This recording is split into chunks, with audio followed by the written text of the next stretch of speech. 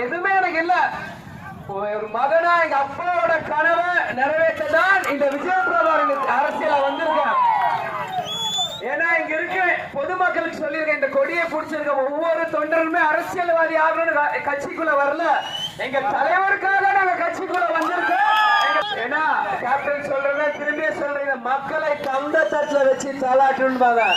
இன்னைக்கு தேசிய முற்போக்கு திராவிட கழகம் என்ன பொருளாதாரத்துல கொஞ்சம் பின்னடைவா இருக்கலாம், ஆனா இன்னைக்கு ஆளும் கட்சி திமுக என்னவோ அதேதான், அதே 2 கை 2 கால் அதே மனுஷங்க தான் இன்னைக்கு தேசிய முற்போக்கு திராவிட கழகம். ஏன் இதை சொல்றேன்னா, முடியாது என்பது முட்டாளுக்கு சொந்தமானது, முடியும் என்பது அறிவாளிக்கு சொந்தமானது. நிச்சயம் நம்மனால முடியும், முடியாதுன்னா எதுவுமே இல்லை, நிச்சயம் நம்மனால முடியும். அதனால வரவேற்பு அனைவருக்கும் நான் நன்றியை தெரிவித்துக் கொள்கிறேன். கடைசி வரைக்கும் உங்களோட உறுதுணையா நான் நிற்க தயார். நீங்களே நம்ம கேப்டனுக்காகவும் நம்ம தேமுதிகவும் நிற்க நீங்க தயாரா இருக்கணும் என்று கூறி விடை பெறுகிறேன். நன்றி, வணக்கம்.